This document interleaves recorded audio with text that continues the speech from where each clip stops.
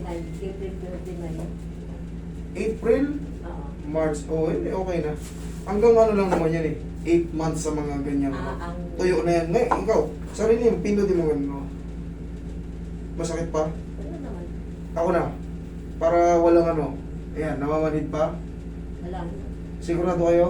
Oh, pero na pag yung nagbubuhat ako ng sobrang matigas, ayan, parang meron, kasi parang pusot pinagkaroon ng bato, yung gallbladder, ay medyo malaka daw yung sukat doon. Yung parang may tinutusok siyang karay na masakit. Parang may nahihigit ng konti. Ayun, Ngayon, pag pinindot ko yung pusod nyo, wala naman.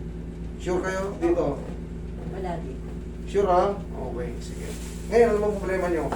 Ito lang yung, ito, umisa kasi ito, bandang ito, sumasakay. Okay. Ito pwede siya. Tingnan nyo yung gagawin ko sa kanya. Didinan ko siya. Ah. Yan, dyan lang yan. Tingnan nga natin kung perfect ba siya umakan. Okay naman, perfect naman. Hindi naman sobrang kahirapan. Okay. Madali lang to kayo. Sign of aging lang yan, mami. Oo, yung mga nararamdaman mo. Saka siguro pagod din. Aging lang yan.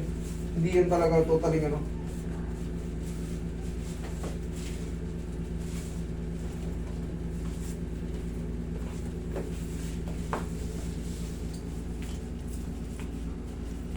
Naglalambing na yung edad natin. Pagod din kasi. Okay, relax lang. Kasi sa assessment ko pa lang, malalaman ko na kung talagang severe yan o yung serious.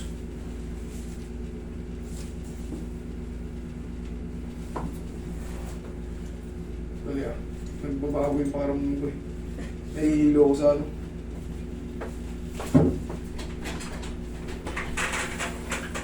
Hindi na kasi ako sanay makamas. Dali lang ah. Medyo.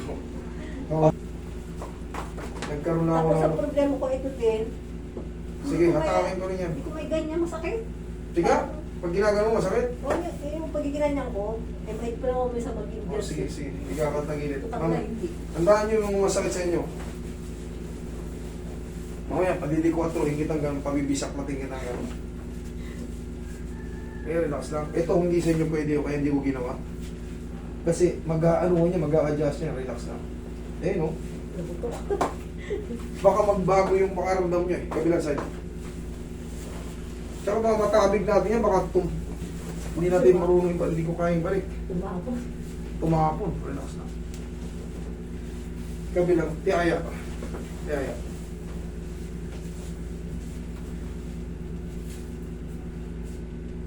Relax lang.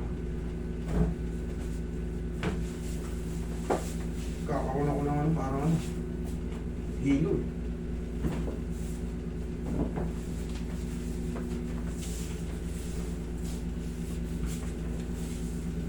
Relax lang. Wala. Narinig niyo may tumunog? Oo, meron. Ayun yung umiipit. Parang may naiipit. Oo, masabi parang may kumitis-kis ba? Pero tatandaan nyo, pag i-stretch ito, yung mga bagong natututo, sagad nyo na sa baba. Pag kunyari, ganyan kataas, huwag yung pilitin. Hayaan yung... Mararamdaman nyo dito yan eh, kasi lalaban yan sila. Pag pinilit nyo yan, putol yan. Katulad nung nangyari dati sa ano, ina-disgrasya dyan. Dapa. Nag-viral yun, pero hindi mangyayari dito. Sakto niya pa yung mukha niya sa butas. Gilid niya pa yung nilong kamay.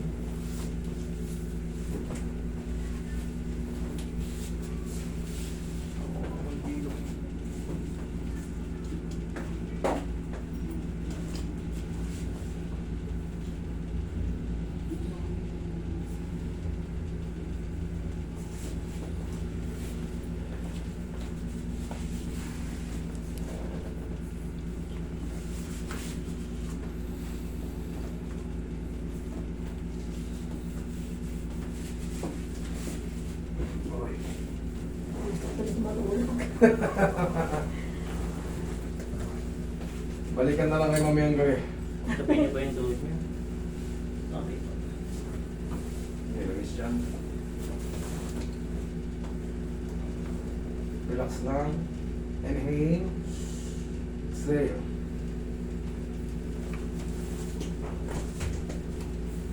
Diyan lang muna, diyan lang muna. O, tingnan mo ngayon, ano mo yung singit mo? Wala. Ha? Ano masakit pero kung hindi na lang.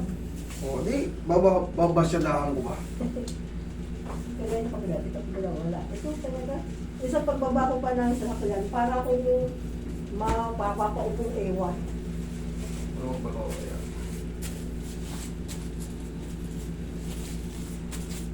Tama-tama, makakasama na nga din.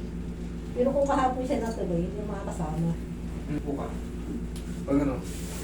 O, tingnan mo ngayon. Iganon mo ngayon. Meron na siya, kasi hindi na tayo. Konting-konti na lang. Okay Eh, po. gaganyan ko na dati, pag ginanyan ko, aray, ko, may tuloy. Wala na. Yung konting-konti na lang. Mga 2 araw, wala na yan. Diyan ka lang. I-exercise ko na lang yan. Mawawala na yan.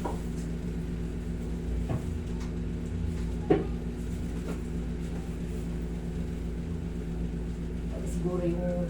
Kasi minsan mas sakit yung ganito ko eh. Sige.